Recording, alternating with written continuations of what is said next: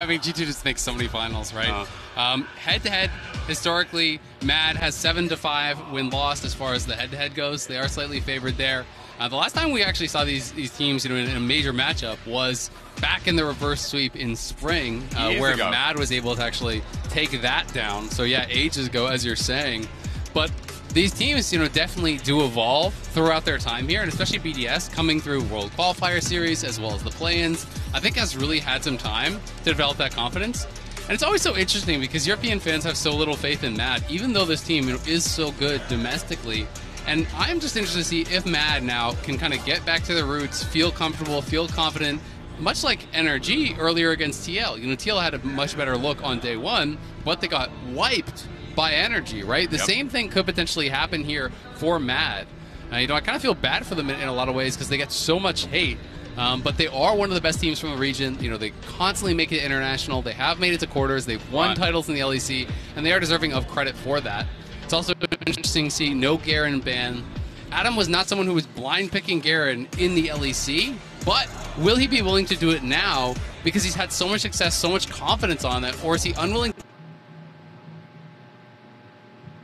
to do it because he's playing against a team that's very familiar with that style? Yeah, so domestically, again, having that insight. I mean, also against Chasey rather than 369. 369 yesterday, the response is always tank. He knows that comfortability, that's what's going to happen with the playstyle, but Chasey, we know, is a lot more flexible. Yeah. And as we go into the Xayah to start things off, just a quick reminder, Shio on the Vi there on the other side to engage options, and even pick options, especially the Brav on Alistar. Thing we've already seen many times, even throughout the play-in stage as well. Yeah, absolutely. I mean, it's already a lot of aggression here drafted on the BDS side. It is going to be Gnar locked in for Chasey.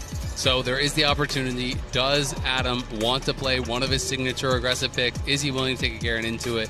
You can maybe burst down the Gnar in midi, but it is one of those more difficult matchups. Gnar, is pretty stable. You can build fairly defensive and just kind of survive and slowly whittle away at that Garen. But one of the things that has impressed me way more with Adam on his Garen than his highlights, like when he has those big games, you can snowball, you can run over someone's Garen. People have done that. But what impressed me the most is when he has a laning phase that isn't going his way, how well he's able to affect the map, right? Because Garen from behind is such a meme, but this guy always seems to have an impact. He's playing with no TP, he's playing Ignite Garen, he's overwhelmingly making a big impact on that map, even though he's in these bad spots. And I think that's been the coolest part about watching Adam throughout this event for me.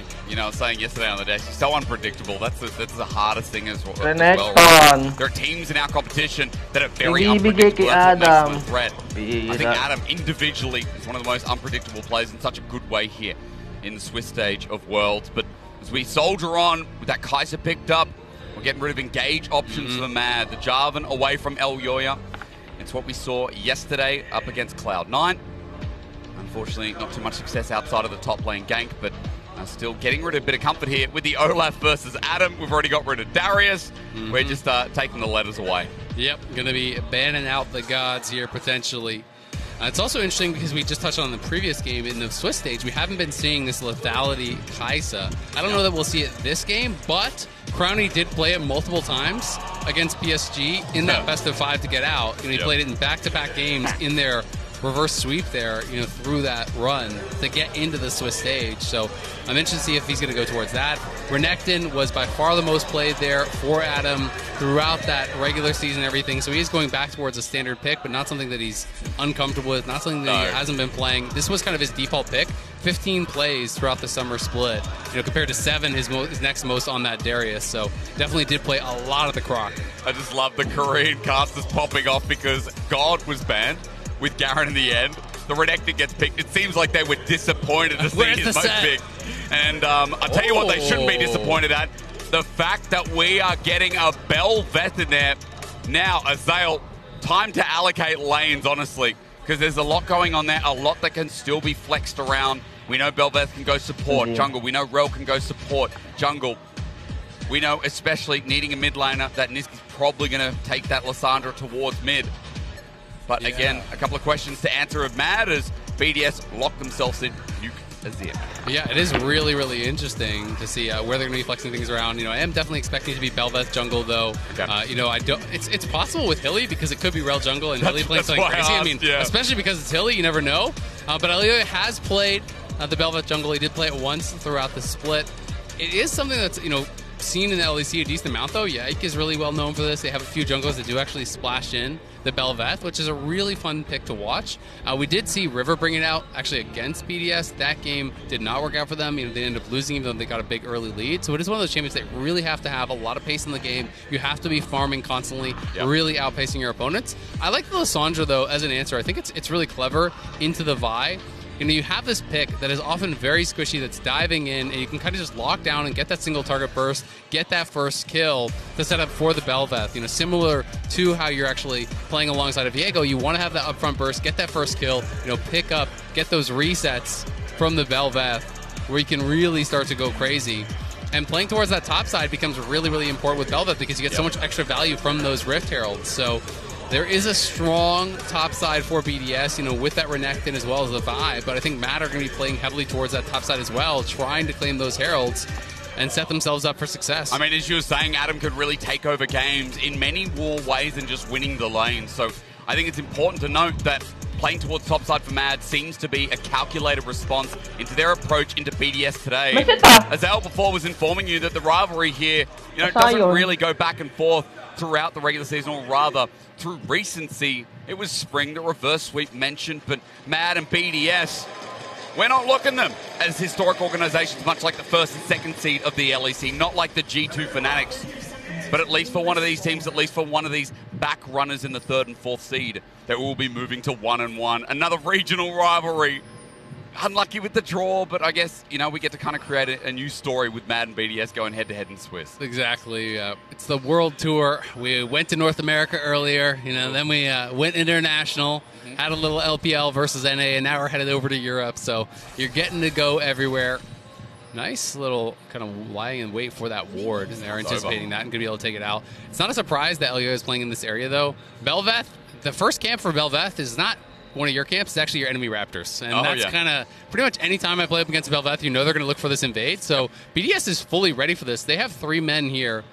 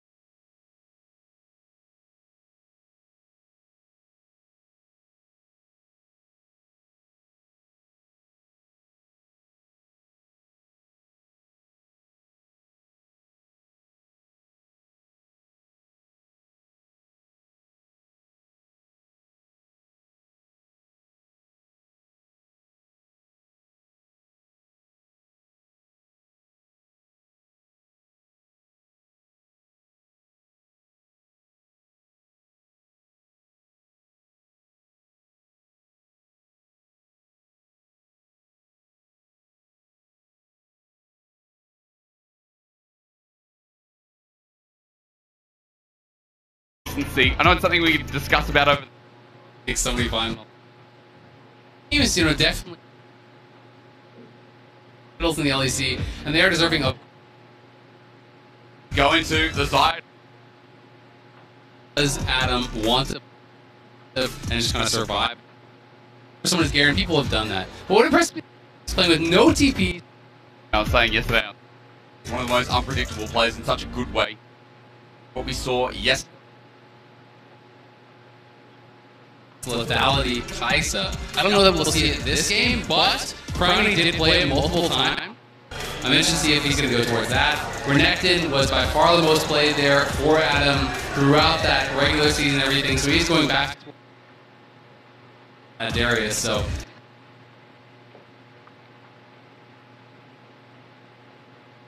especially needing a mid lane. Really. Well, until you never know.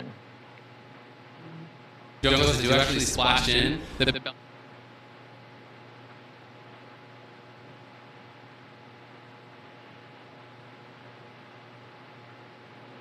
Alongside of Viego, you want to have that upfront burst.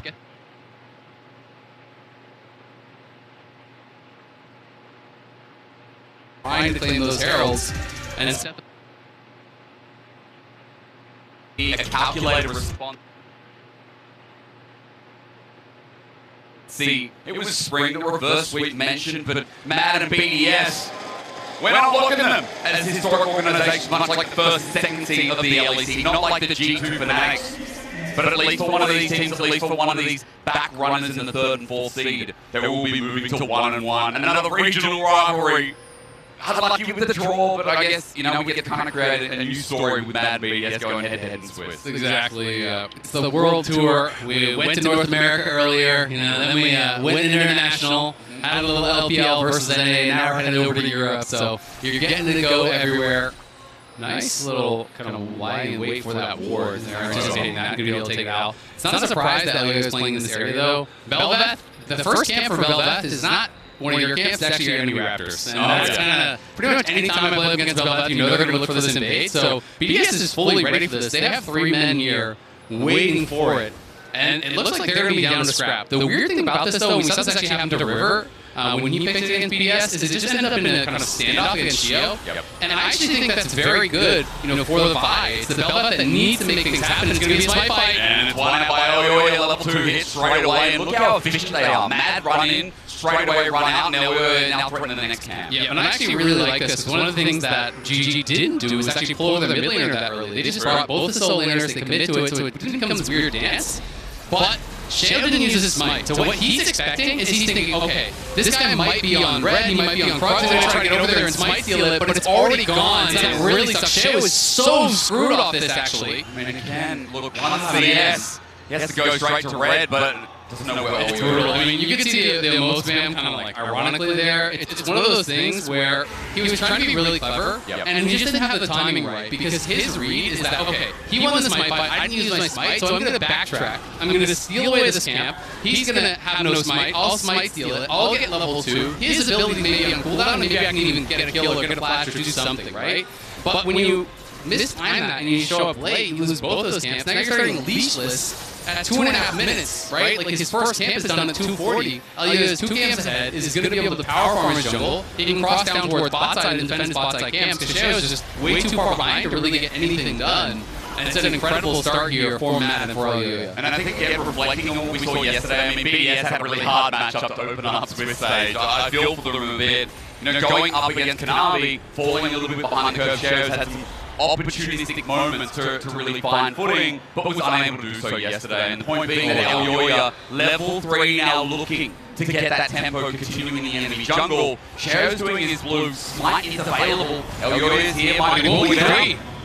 He will not indeed. Yeah, and that's the problem, right? He didn't get the Krugs, he didn't get anything big here. Now he's got the flash. And he starts whacking away again. Belveth in the trade. Sheo has to flush away, but he gets the summer out. Elioya holds his ground, and there's more lavender to come for absolute free. Yeah, that is just so good here from Elioya. I thought he was going to cross towards bot side and just cover his camps, but this is even smarter because he knows that Sheo is going to move down. He starts leashless on his red so late, he's not going to have his 3rd camp done. There's just no possible way. So it ends up being a situation where he can't be level 3 to actually contest. LeBron trying to harass here, but smite is available. So another camp going the way of Elioya now. It is just so rough to be playing from this spot. Now Elioya can take this scuttle, could even move up towards top side and potentially double scuttle if he wants to continue contesting, which is just such a brilliant start here. Sheo is so far behind, and I know you've seen those Vi games, we all have, where Vi gets behind, there's no fallback pattern to Vi. You just go in. And when you get behind, it tends to be those 10 power spikes coming in pretty early. That's right. No levels as well. You even squish here too. You get new earlier on. I mean, Elioya, you can see the difference. Well, at least we focus on the bot side now. Crowning low on Mad here as Lebrov still looking for that engage, but the Mad 2v2 is holding their ground as well. And we look across the map, I mean, this is the thing about having a jungle lead on Belveth. I feel like for BDS, they have to pay a lot more respect than maybe they would have had to before, because Elioya will be so strong, and he's going to start running the map. Yeah, exactly. It's really tough, because especially when this jungler gets ahead, you just farm so damn fast, and it makes it really difficult. And you see Hilly going in. Engaged. LeBron has to flash away. Summoner down the bottom side as Mad bot lane 2v2 is doing well as well. Yeah, that is really big for them. Because while Mad had a lot of up and downs, they were kind of very consistent. When you look at them from spring, they're winning. You look at them in summer, the regular season, they were really kind of struggling.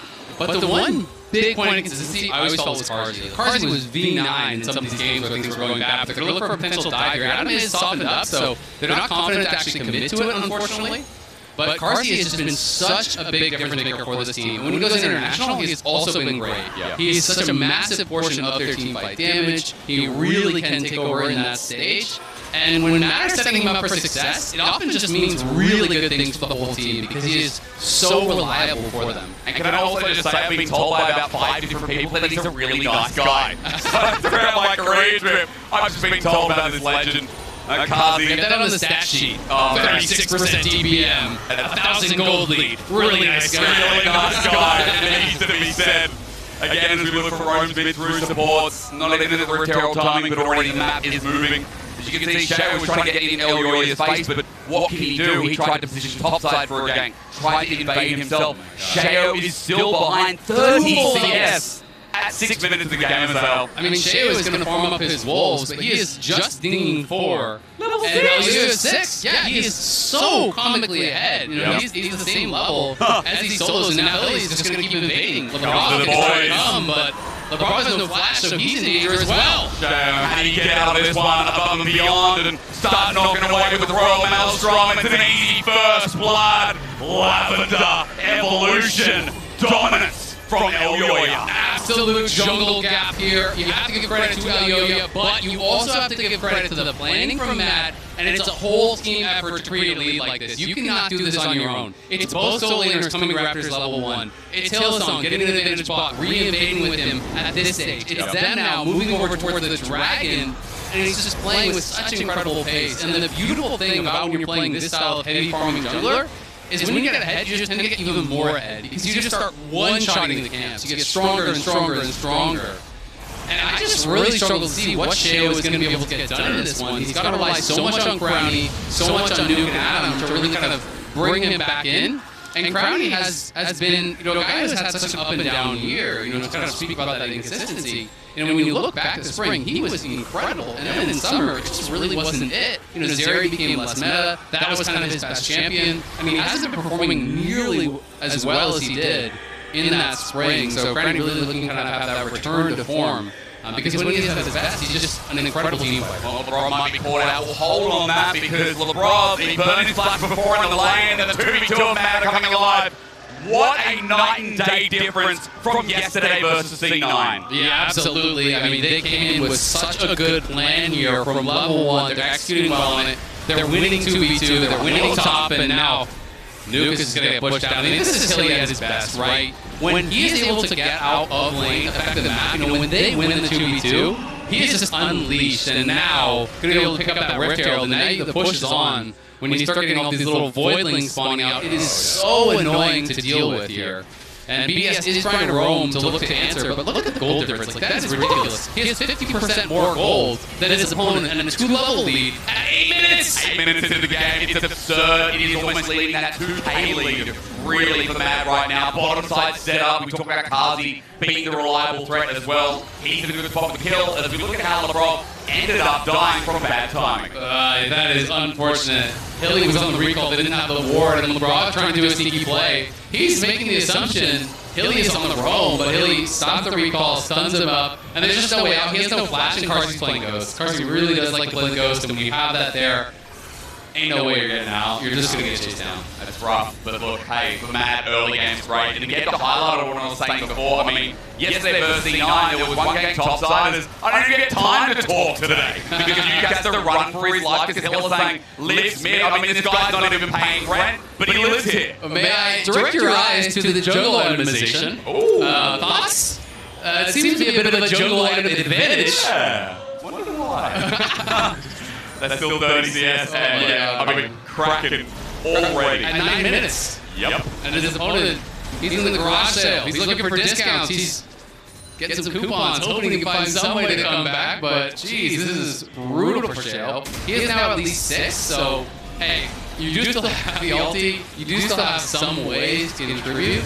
And we'll see, if they can actually find that, because at the very least, Nuke, leaning well, is very stable in this year, has a CS advantage, Brownie's still farming well, Adam has had that slight advantage on top side.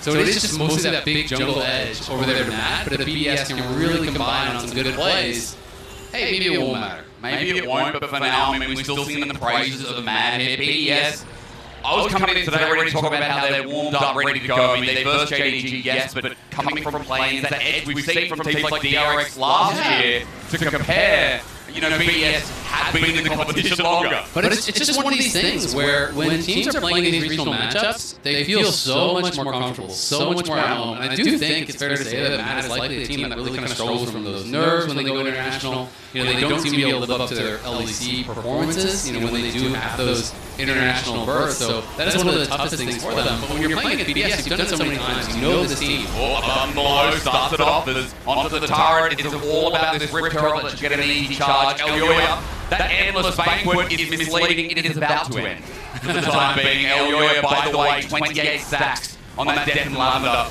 Already so much as to be all in, but you gets out with turret plating. A small win for BDS to get some gold back in their pocket. Yeah, good buffer there as well from Nuke, just in the nick of time here. Does have the early mercs. It's a must-buy against Niski here, playing this Lissandra. You'll just get locked down under 0. But Nuke's in a great spot, right? He does have that individual gold lead, his 600 gold. Yes, that's not as much as the 1,400 gold lead in the jungle, but his zero scales incredibly well, as long as you're not giving up a lot of deaths.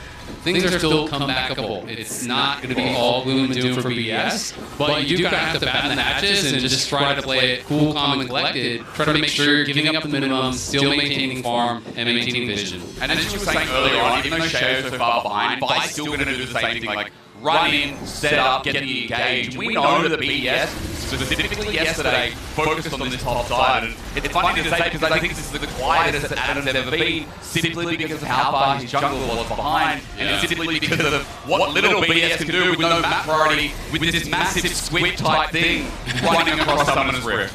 It's tough, man. When you lose Prio, you kind of just have to turtle up. When your jungle is this far behind, every play feels like a bad play. Because you know that if LU is there, you're going to lose the 2v2. And if your jungle is not there, you're going to get crushed in the 2v1. So definitely have to be careful with Sheo. Looking for plays. Nuke is in a good spot. But Hilly and Elyoya, they spot him with the sweeper. It's a beautiful land. Hillsang right back in the same position. But it's down to this bundle of rolls in. But it's a 3-man magnet storm. And it's going to be banquet time in a second. Hillsang gets out, but Elyoya still not able to get his damage down. And his Kraken Slayer is Chasey teleports in, but as the Mina. That's like Arnold Schwarzenegger when he was 14.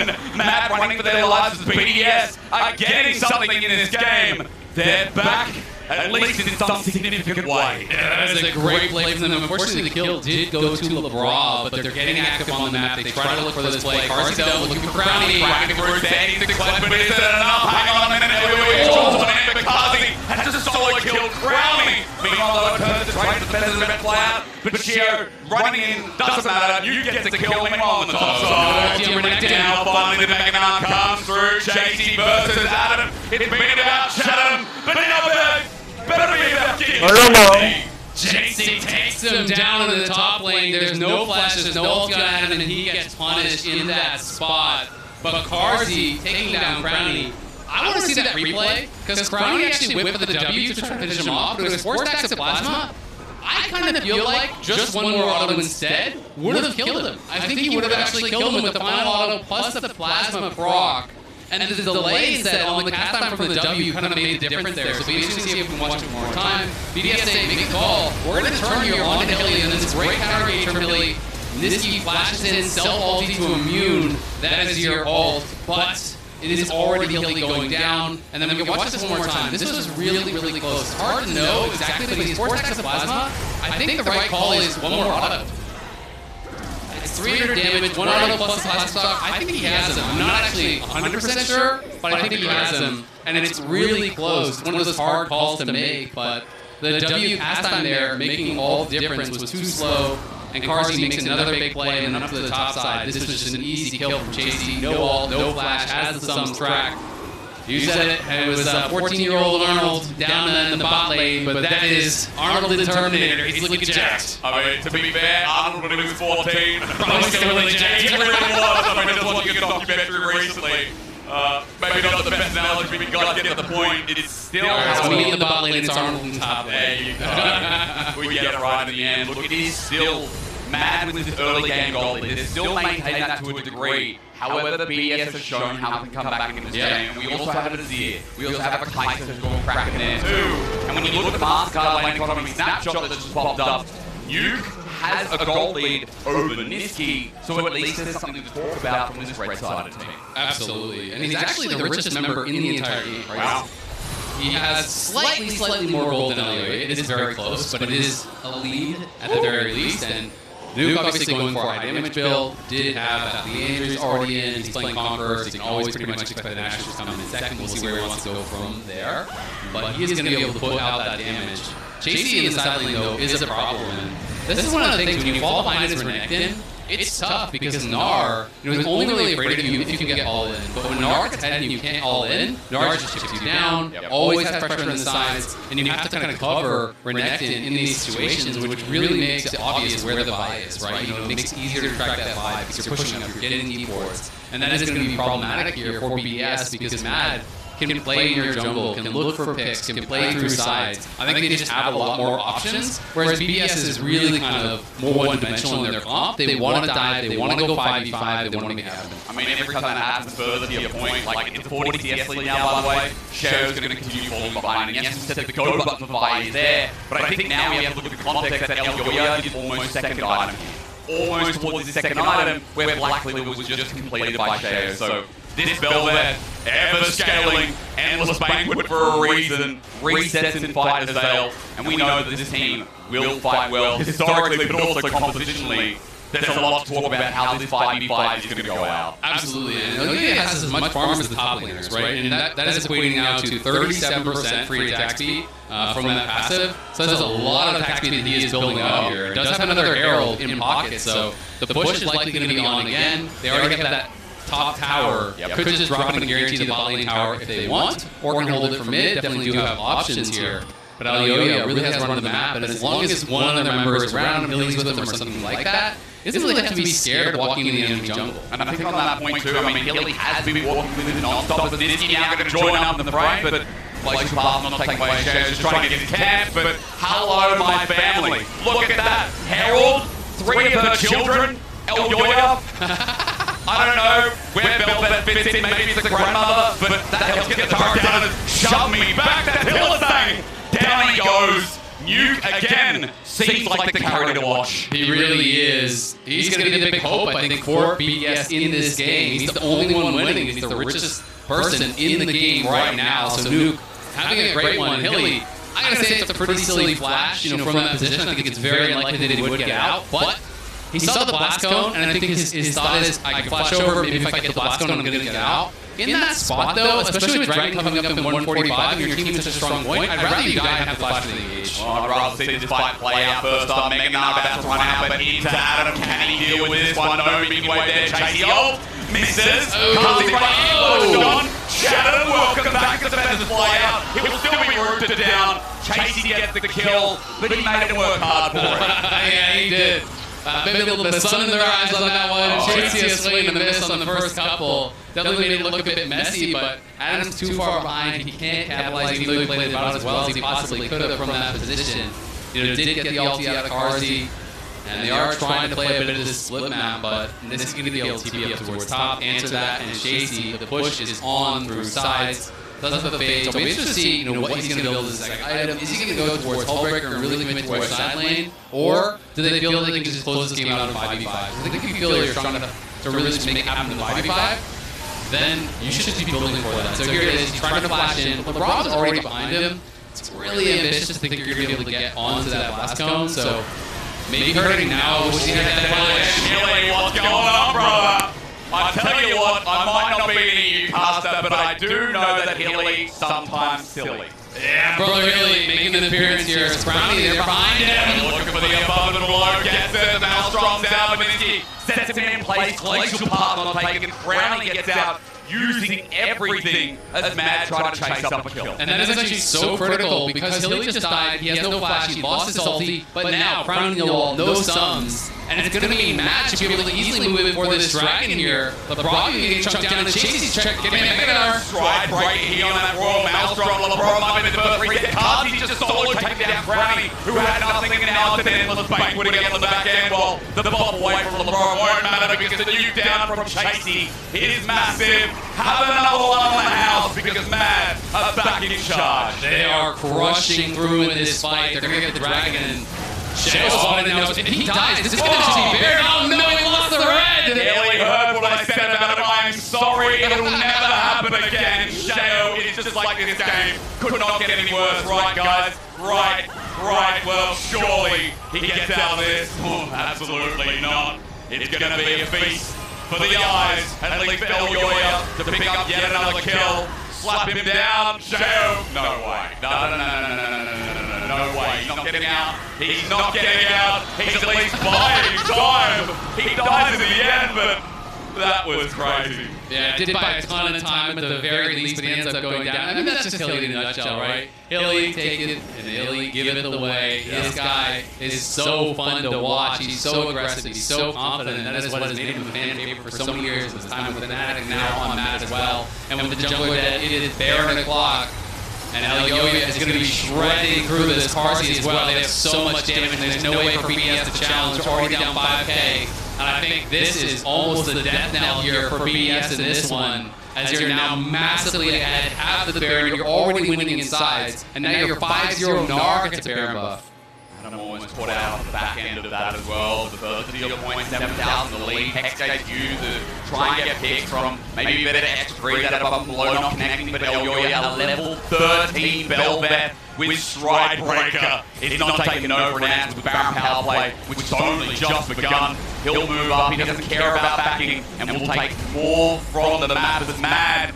We're talking about it yesterday, not proactive, not much going on, but hey, as they overstep towards topside, Chasey about to drop down, they get almost there, Elyoya, big knock up, but it's simply to try and buy some time. Shutdown goes to BDS, but it's still Mad in the lead. It is Mad in a heavy lead, but at the very least, Nuke again gets that shutdown. He already has his dead cap, so going very aggressive build. Got a massive shutdown there as well, so another 1,400 in pocket after he completes that death cap. So if you're a BDS fan, you are praying for a Nuke that this man's back is really strong. So he's got some carrying to do. As it is now, Chasey, who is, I think, almost taking the lead in total. No, just got passed again because Nuke did take that kill. Speaking of the devil, Nuke with the bop away, looks for Elyoya, but he's out with his movement speed. 60 stacks of lavender, by the way, he's come back in. Of course he is. The legend of Elyoya. I've heard about it only in whispers, but here today, they're turning into shouts. I was talking about it at the start of the show. At least you and I as well backstage. Mad criticised heavily. A lot of you fans don't want to believe that this team's part of their region, but I think today you need to bring that back. Everyone needs to apologise because Mad are definitely looking like the third best team. And also looking like great representatives if they can consistently play like this. Exactly. I mean, they really are showing up today, and they're showing us what they can bring to the table here. As this is, again, that previous play. The Meganar charging up, Chasey going in, this is back to that earlier Dragon where Nuke got caught, and if Nuke goes down, there's just not really much of a chance to win the fight here. LeBron kind of caught between a rock and a hard place, trying to make it happen, but it has just been all Mad all the time, it feels like, through this one. The lone bright spot really is Nuke, but it's just tough without that supporting cast, and he doesn't really have any front line because people are so far behind. You look up at the top lane, and the gold difference there is just astronomical. It's, up above the 3,000 gold lead for Chasey. Adam is just trying to stay relevant as much as he can, but really, all Renekton this far behind is going to be offering is a flash stun, right? You're just going to be that setup, and you're going to hope that that's enough because Carsey is not playing Cleanse, so maybe, just maybe, you can kind of see CM 100-0 make it happen. Yeah, Chasey just didn't burn a flash, didn't have it, he just jumps over, and he's out of there. Straight away, Nuke with a big resource to burn, with a minute left to Dragon. Might hurt them a little bit. Going to be playing towards that Dragon, not just playing through sides. BDS really doing what they can here. You have to kind of just overload one side of the map when you're this far behind and try to look for these 3v1s, 2v1s to try to find those plays. But the problem is, Matt is pushing up all of the waves here. They're going to take that bot lane tier 2. JC pushes it in mid. You can see Hilly and Nisqy are bouncing back and forth in that bot side jungle quadrant, trying to create space. If BDS overcommits on one side, they will collapse, they will look for those kills. And JC, back towards top side of this wave, he has his TP, so really, Matt is just in a great spot. And especially when it's X-Tech Soul, you can't even really have that kind of hope of like, well, you don't have to worry about it, it's one of the bad ones. This is absolutely the best one in the game. Oh, yeah. Look, while that's going on, I mean, BDS are trying to commit to top side, they're like, we're not going to pick up this dragon, we've lost complete bottom side priority rather. And Chasey still gets out regardless. Shadow even stops with his back man trying to turn it into a longer play. But at the very least, dotting their eyes, crossing their teams in terms of setting up this objective is what Matt are doing so well. Absolutely. And the Dragon is going to be a freebie here. You'll get level 15 now. Still keeping pace and in some cases even surpassing the Soul leaders in terms of experience. Adam is still at that level 14. It's another Dragon here. And then it's going to be even more attack speed here because of those X-Tech Dragons. Each individual one is 7.5% attack speed. You know, it's 74% from his passive, so it's over 100% attack speed for free that this guy basically has. And when you're talking about that with Kraken, you get so much true damage coming through between your E and the Kraken procs. It is really, really tough to actually fight against this guy. And you become so durable even with these squishy builds with your E, because your E makes you so tanky. It's like you can't ignore him, you can't really focus him down. It's very tough to deal with Velvet that's this far ahead. 75% damage reduction is nuts. Again, you know, haven't seen too much Velvet, but I just love that Matt had the confidence to bring it out here in this game when they're 0-1 down, when the loser of this, a European 3rd or 4th seed, looking like the 4th seed here, are going to be backs against the wall, start playing BO3s for their tournament life. Exactly, and we already know that Liquid is now waiting, in that 0-2 match. Yes, they are. So, it could be another NAU match potentially. We know that either KT or D+ are going to be down there, so there's going to be such strong teams here. We'll see who else is going to join them, but both teams obviously trying to stay alive in this. BDS in a horrible spot. Mad now set up around this dragon. They have that massive dragon advantage. They do spot that one ward in the back of the pit, so they should be able to clear that out. And they're just invading down into the jungle, taking away as much vision as possible for BDS. And it's going to be dark and full of terrors here in their own jungle for BDS. Rob with the knock up there. Kazi's still here though. Look at the better positions for Rob. Immediately with the unbreakable will, just simply because more members were there better than they expected. So yet again, another ult to use just to try and get some evenness. And that means both Sheo and LeBron are basically a one-way trip. If they engage, you're both just going to die. These champions are so squishy, and Matt is just burning this down incredibly fast. BDS even get here in time. And they're going to try at the very least the last hand to keep themselves alive and move to a 1-for-1. Mad are not overexerting themselves in the Baron, though. They're not going to take it a flip. Look at top wave. Thank you, observers. Mad are playing with time so well. Look at the wave state. A bit of macro to throw that out there. They're going to look at it once again. Yeah, they see Crowning pushing up mid. He's going for that tier 1, so Mad is going to start the dragon again, pull him to them. Yoga is getting low, though. He is tanking this up for a long time. Boy, he jumps in Shadow a little bit early. He's not going to get going, but it's stolen. BDS keeps himself alive. The Frozen 2's out as well. As Kazi has to get out the back of the pit, but Yoga is down. No banquet for him. Adam gets killed and just quickly trade off as well. As Yugi's the shining light. BDS all held in the Kazi with the quick sidestep is massive. Mad still went out, and I must pray now to Kazi. Kazi, huge fight there. Really showing up, but that got dicey as Matt did not peel and did not keep Sheo out of the pit. That is not what you want to be doing when you're in these situations. You're a commanding leader, you're 50-50 in the Baron.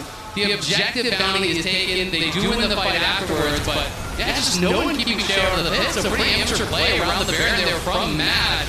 And they burst down on Yoya as well. Yoya does give up that massive bounty as well. It's a pretty big swing, but Kazi is really the difference maker here. Flashes over the walls, able to get the damage down, then Nuke looking for this big play, tries to chase. Just barely doesn't have the range with the flash. If he got Kazi there, he might have been able to kill them both. Unfortunately, he misses, and that one hurts as none of the Baron buffs get out alive. You get wiped off the map, and now you have to go again here in 1 minute and 15 seconds when that soul is going to be on the table for Mad. Triple Baron power play, nothing negative, of course, as you said, no one alive. 6.5, well, let's just call it what it is, 7k damage pretty much from you on his ear when we set him with the shining light in this game of BDS. He's dropping the nuke. We met him, yeah. It's him and Carsey, right? It's those two guys just battling up against each other in these team fights. Elliot was just so low, though, from taking up that Baron. I was surprised they flipped it. They peeled off early. They clearly didn't want a 50-50, and then they decided, screw it, we're just going back to it, and they ended up flipping it. It did cost them, not that much, because they were able to win the team fight afterwards anyway, but the shutdown on Yoya, the objective bounty, plus the Baron gold itself is obviously very, very nice. And we will see, can BDS get out here, because they have no vision in the bot side jungle. Literally nothing, and nothing in the river either. So hard to get in there. At least control all the spots him out. That was an angle for a 3-man route down. Set up with the glacial path, easy access to end this game once for all. As Salt Point's coming up, but Shadow looking for an angle. Hilly not going to find it, glacial path is there. I know, Observer, I know. I'm waiting for it as well, but the trigger not pulled. BDS now have to walk into the river while Mad holds the line of scrimmage. Yeah, it's all about creating space for Nuke. That is going to be life or death for BDS. If they can get Nuke to be able to free hit throughout this whole fight, they have a chance. He has Death Cap, but look at Chase, he's on the side, and he's charging up that Navar.